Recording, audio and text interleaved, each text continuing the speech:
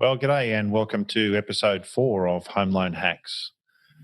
Totally unprecedented, extraordinary times. Unbelievable to see the impact of the pandemic in terms of our lives and people's health. It's really a generational or more event, and it's important to put that in context because it's uncharted territory how our lives are going to change. Great to see our guest from last month, Evan, moving quickly with the times, and Bell's Line Eats is now open, which is a delivery service, food support to the Hawkesbury, based out of Cravings, and we wish them well and thank him for his input last month. This month we're very fortunate to have Shaun Goncalves from Lamb Lowe and Partners in Richmond. Extremely timely in terms of the economic environment, the impact on people, the impact on businesses and government initiatives, and some sage advice and tips which I have pre-recorded and I'm looking forward to sharing with you. First thing I'll start with is the monthly update. As I said, quite unprecedented times, quite extraordinary times. And I guess the first thing I'd comment on in terms of the monthly update is this is a health crisis first. And I sort of implore you all to be kind to each other and stay safe and practice the things that the experts are asking us to do. It is a long-term situation, and it's hard to know how much or in what way it will impact our lives and impact the property and the loan market. Pardon the pun there. It is a long-term situation. There's no doubt it will impact severely. There's a lot of initiatives and support that will shore up the property situation. The repayment pause, which is a great help to many people, and a huge number of people have already applied for it. So basically what that is, if you have experienced a hardship situation, and most banks interpret that as loss of job or loss of at least 30% income in the household, you can, under those circumstances, apply to pause your home loan for up to 6 months. Different banks have different interpretations and rules around that, and you do need to apply for that. Broadly, what it means is that your loan will still have the same term. So if it was 6 months' time, you make no payments, interest adds to the loan, and that in, say, 6 months, you then recommence your repayments and the interest has added to your loan. So note that that will mean you have a higher repayment at that time. If you could pay interest even with the pause, most of them, I believe, let you do that. So each bank's different. So feel free to engage with us to ask what that might mean to you. My team is still full at work and fully available. It is by remote. We can do all aspects of our support by remote. And so it is challenging times. There's been a big change to our pre-approval list. We had in the order of $5 million worth of loans pre-approved, and primarily people are in pause mode. They're in watch mode.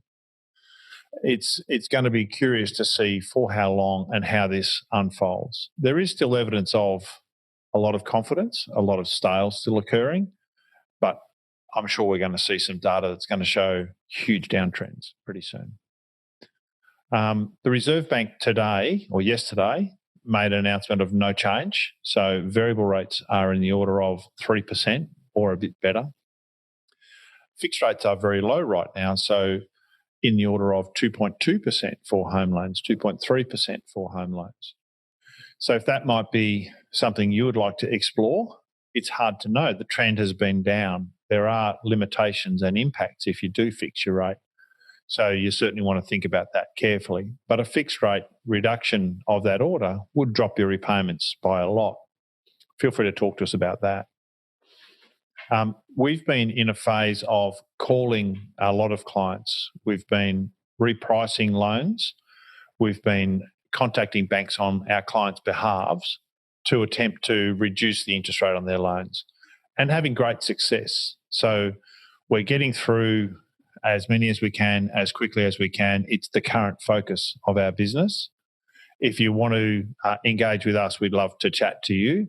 And that might just get your reprice or review done quicker. but that's our total focus right now. In terms of our current business, the only real business that we're having inquiry for right now is people looking to get themselves consolidated. So it might be consolidating some debt. It might be reviewing their interest rate and changing to a lower rate loan if their bank won't reprice low enough. It could be some projects. Some people are doing work at home, painting. I hear Bunnings is very busy and they're also happy to deliver. You might have projects, and you might have projects that you want to fund now and perhaps do progressively over time and see how the funds roll out. Talk to us about that if you want a bit of money up your sleeve to do some things like that. And that's really the biggest aspect of business that we're encouraging and seeing right now. People are very conscious of cost cutting and brutally cutting the costs in their household. And on a little bit of positive news, we just released a video that I'm going to put out this week. It's a promotional welcome video for Loan Market Richmond. Not the most ideal timing, but it's a product I'm really proud of. So having been back in broking for coming up 5 years at Loan Market, it's something I just wanted to share our story and update with the cottage and our current messaging and our support to our clients. So that's it for the monthly update. And I'm now going to pass over to, we're very fortunate today to have Shaun from Lamb Lowe and Partners. So I'm now going to cross over to an interview with Shaun. So it's a great pleasure here today. We have testing the modern technology. This is a bit new to me and us. Shaun Goncalves from Lamb Lowe and Partners. Welcome. Great to have you here. Thanks, Martin. Great to be here with you, mate. Yep, learning the Zoom stuff myself. So, yeah, it's an interesting and challenging times, and I wonder. And thanks so much for sticking with the commitment to help us out today. And really interested in some of your insights on the current environment and what you're finding. And perhaps you could start by telling us a bit about yourself and your business. Thanks, Martin. Yeah, so I'm a chartered accountant. Came through the university system and the Institute of Chartered Accountants Australia at the time, and started my work experience in the firm that I'm in now back in the year 2000. So I've been here just over 20 years now, and I've been a partner in the business for over 10 years. Yeah, fantastic. So they're in Richmond, and tell me a bit about the types of clientele that you look after and the principal business that you do there. Look, our clientele ranges enormously, but we have from sole trader businesses all the way through to companies, a lot of tradespeople in various different areas of building and construction. We've got some larger clients that are in civil construction work, property development, underground power, and then right through to businesses that import and wholesale and fly hot air balloons through the Northern Territory and some unusual things along those lines as well. Yeah, cool. And pretty extraordinary times. I was chatting to you a week or two ago, and it was batten down the hatches, and curious on your insights on some key things you're seeing at the moment. Yeah, look, at the moment, I'm getting a lot of sort of mixed messages. Obviously, there's a lot of uncertainty out there amongst the business community as a whole, but there are quite a number of businesses that are still chugging along that had work planned and in the pipeline for April, May and June that are continuing on, that aren't affected greatly by the shutdowns. But then we're seeing the flip side of the coin as well, the ones that are completely in lockdown mode, the cafes, the restaurants, and other businesses that rely on maybe the pubs and club circuit for their supply chains, or they're the major customers lie in those areas as well. So that in particular is causing some overnight pretty much extreme financial hardship situations where a business has lost 100% of its client base or 100% of its revenue overnight in some cases. So, a mixed bag, but some really difficult circumstances at the same time. Yeah, that's a tough one, and something I know we've talked about before and I'm passionate about is rainy day funds and people having backstops and contingencies, and terribly hard to plan for something as drastic as this. But Mm-hmm. and I'm looking forward to hearing some more about some specific measures a little later. One that I might just roll into now, given the technology challenge we've got, is curious on what you look for in a mortgage broker, and also any sort of tips in life or in business you might want to share with us. Okay, yeah, sure. Look, for a mortgage broker, I think, communication, and that's, I suppose, through a lot of different business aspects, but I think with a mortgage broker, it's a crucial element to the relationship, and I think even more so in a post-Royal Commission environment, and given the current circumstances of the world, I think that's ultra crucial, ultra critical, just at this, so that we've got a changing environment by the day that both the borrower and their mortgage broker are right across the changing environment. Probably the other thing, is just to do your homework on who you're dealing with and their experience and their licenses, and probably checking on a couple of referees is always a good tip as well, I think, to get some feedback from other people that have used that particular broker. Yeah, cool. That's great, mate. And how about life or business tips? Anything big that stood you well or that you want to share? Oh, look, there's probably a handful, but I think, again, the current environment, with a couple of school-age kids that have moved into the remote learning area, I think routine and planning a day out is probably the most crucial thing at the moment. I know that planning for the kids in their homeschooling stuff, trying to base their day around a normal school day, seems to be a really handy way of getting them focused on what they're doing, giving them their breaks for their lunch and recess like they normally would, but then adapting that to a work day as well. If you're working from home, using that same system of, if you normally start at 9 o'clock, make sure you're sitting down at 9 o'clock, have your coffee break at 10:30, and plan your day as if you were in the office. Yeah, cool. I'm a bit of a process guy, so I love that stuff, but I'm not sure if everyone's going to love it, but that's okay. Well, that's great. I'm going to switch gears now, and we'll just move across to a couple of specific areas. So, Sure. one tick.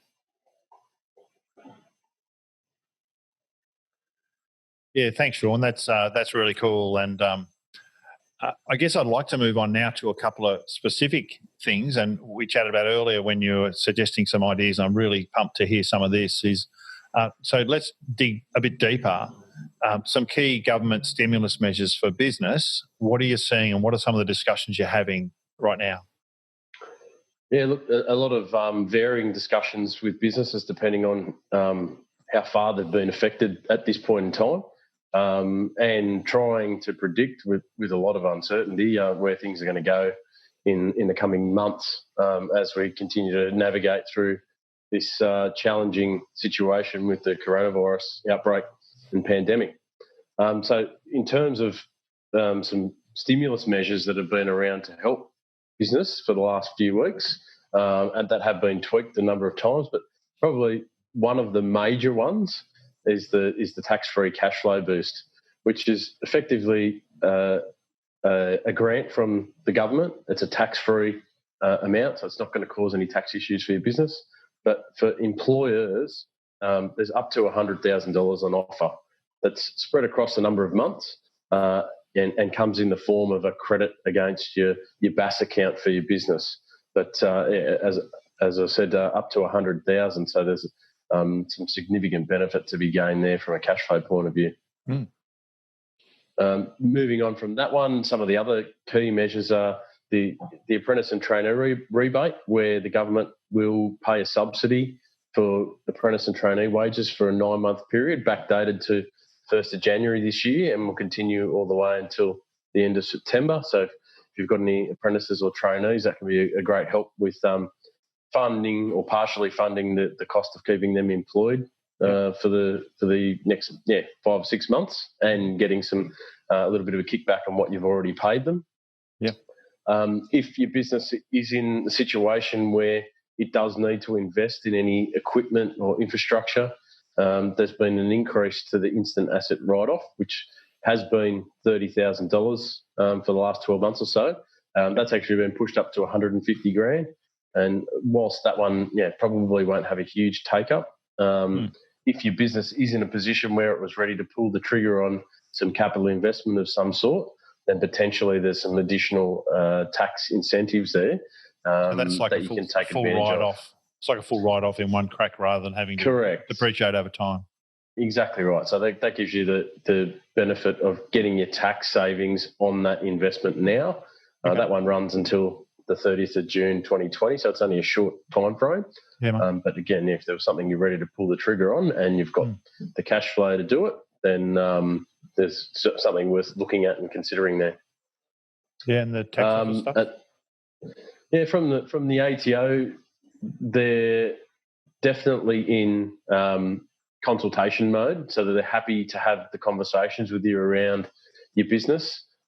Whilst there isn't anything specific in relation to the COVID-19 situation just at the minute, they are very open to communications and discussions, and I've already had situations where clients that have been affected by a business lockdown, where they've had the conversations with the tax office, and the tax office have effectively said, look, we're happy to put all of your tax liabilities on pause until September or October, and we'll revisit again at that point to see where things are up to then. So they are being very considerate of the current circumstances. And of all of those things, what would be the biggest ones you've had multiple conversations? Is it people seeking Centrelink support or the JobKeeper, jobseeker information, or is it somewhere around these? What would be the biggest conversations?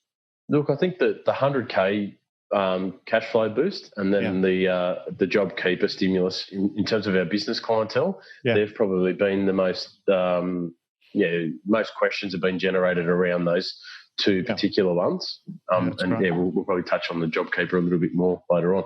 Yeah, great. And that was so one of the next ones. We'll hold that one briefly, but the next one we talked about earlier was managing a business in this sort of tough economy. Really interested in your thoughts on what's your key advice to businesses right now about getting through this sort of situation? Sure. Look, I think it's a situation of where managing things more closely is going to be the key to keeping your business viable in this tough, difficult period that we're experiencing. And as always, cash flow is always king. That old adage, but it's so true in this environment in particular, especially around chasing your debtors or your invoicing to make sure that your customers are paying where they can, and getting commitments from them, as well as being flexible at the same time. So if they're struggling to pay your bills, one thing that I find is always very helpful and is received quite well is saying, look, I'm happy for you to pay that invoice over a 2 or 3 month period, but getting that commitment from your customer to say, I will pay a certain amount each month to clear that up, and just basically enforcing it as well to make sure that they're sticking to what the plan was. It's also about being robust in today's environment, reacting to the changes that are happening on a daily basis. I think we've seen it a lot with the cafes and restaurants where they've moved into the takeaway and home delivery markets, for example, looking for alternate ways for your business to generate revenue to compensate for areas that you've lost. I had Evan was my guest last month from now Bell's Line Eats, and a lot of the cafes and restaurants really hooking into that. Great to see them finding new markets, if you like. Yep, definitely. That new income stream or a new way of keeping your existing income stream going, is definitely something that's got to be considered. Probably the other things is talking to your trusted advisors along with your bank and your landlord, I guess, the key. So your accountant, your mortgage broker, your solicitor, particularly just at the moment, I think your accountant in terms of the government measures that are available to your business, making sure you're across them and that you're planning to ensure that you're maximising your benefits under these stimulus measures that the government has out there. Talking to your mortgage broker and your bank, looking at your cash flow scenario and predicting that, forecasting it over the next 6 months, say, and ascertaining whether you need to get some payment pause relief or something along those lines. And then the third one, your landlord for your rent, Scott Morrison was discussing yesterday afternoon some of the relief measures that the federal government is suggesting there. So definitely need to be in communication with them, particularly those businesses that are really struggling at the moment. Mm-hmm. That's great, mate. And I might actually, I think that's really good for people to engage in that process, to be mindful of new markets, to be on top of their financials, to get their BASs going so they can claim any eligible benefits and stuff. One of the things, and I'm conscious of your time, I know you're running real crazy right now. We chatted before about the JobKeeper subsidy. So I wonder, could you give us a little bit more on that and how you see it rolling through in the legislative side and what that means to people? Look, just briefly on the subsidy itself, it's essentially $1,500 per employee per fortnight to a business where you can justify your revenue has decreased by 30% or more. So, as I said, per employee. So potentially, many multiples of that $1,500 per fortnight that comes back as a subsidy to the employer to assist the employer in keeping their staff employed and to be able to pay them at least that $1,500 per fortnight in wages to help their personal situation for their staff as well. Now, in a lot of cases, that can include the business owner themselves, if they're an employee of their own company or if they're operating as a sole trader. Then the announcement information that's out there at the moment suggesting that the sole trader or a partnership, the business owners themselves would also be entitled to that $1,500 per fortnight. Yeah. The final details around what would be eligible in terms of the 30% reduction in revenue. Parliament's sitting as we speak to finalise the details around that. So there has been a little bit of confusion around that about what would be eligible, what wouldn't be, what periods you need to assess it over. So I don't want to get too granular on the details for that aspect of it. But a couple of examples of where this can be a really fantastic measure is if your business is in complete lockdown phase, something like a beauty salon where they've just been forced to close their doors. This measure enables that business to obtain the wage subsidy and actually pay their staff for the next 6 months whilst their business is in complete lockdown. So they can keep those employees financially viable, but also keep them attached to their business so that when the needle starts to move on the economy again and these restrictions start to be lifted, you've got your employee base there in place, ready to recommence again. You're not starting again. You're not having to find staff to operate your business. And I assume the other one, the important benefit to holding staff is it's a slightly higher payment, isn't it? And also JobSeeker requires people still to look for 4 jobs a month or make inquiry and stuff like that. Yeah, that's right. Yeah, it is a little bit of whilst it's taxed to the employee, it works out about $100 a week more in the hands of the employee in comparison to the JobSeeker allowance. So a little bit more money, keep them attached to that employment role as well. I guess the other example of where it can be really beneficial was I have a client who's a cafe, and whilst they're affected by being limited to takeaway business only, they've had to pull back their operations and pull back their staff numbers.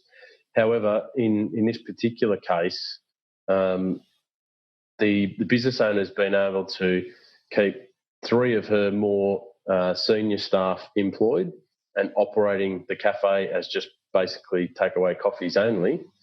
And then she's been able to also obtain the $1,500 per fortnight. This is assuming the legislation goes ahead, which it will. But she can stay home, do the homeschool thing with her kids, and allow 3 of her senior staff to be retain employment and operate her business and keep some form of contact with the clientele as well. So there's a whole range of different areas and different ways that measure might be beneficial to business as a whole. Probably one point that I just do want to make there is the ATO over the last 2 or 3 years has introduced a system called Single Touch Payroll, or STP. Yeah.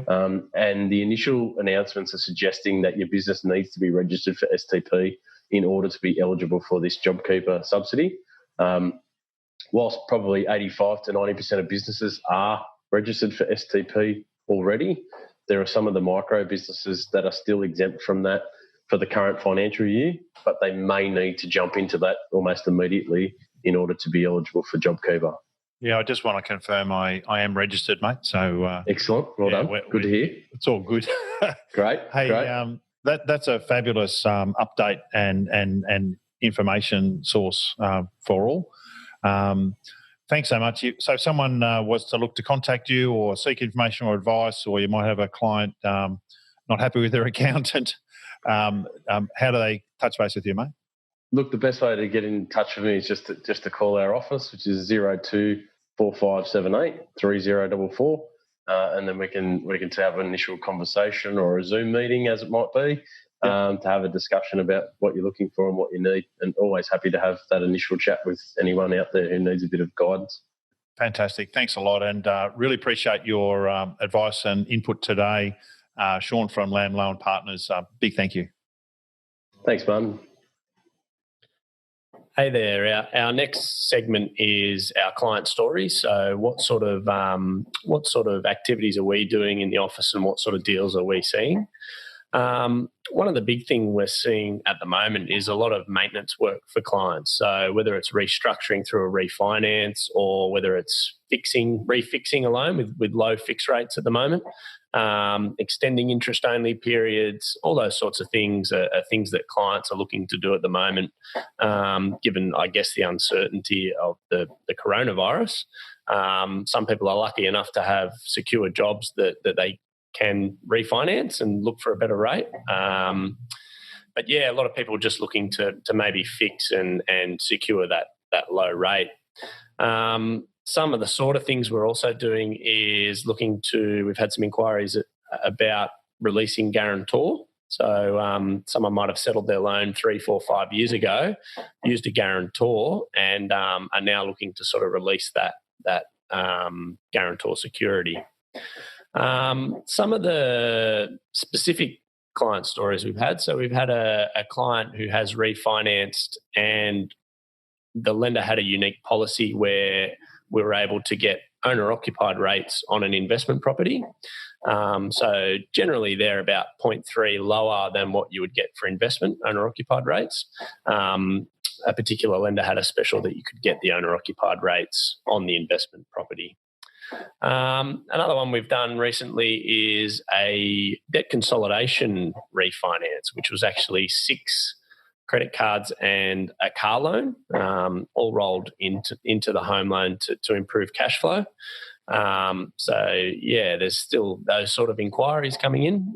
We've also had recently 2 approvals and a settlement for the first home loan deposit scheme. So the government acting as guarantor for first home buyers who have genuinely saved 5% deposit. So yeah, we're seeing a couple of those come through, and I think there'll still be some first home buyers out there looking to take advantage of that. Maybe not in the next month or 2, but as things settle down, that might prop up a bit more as well.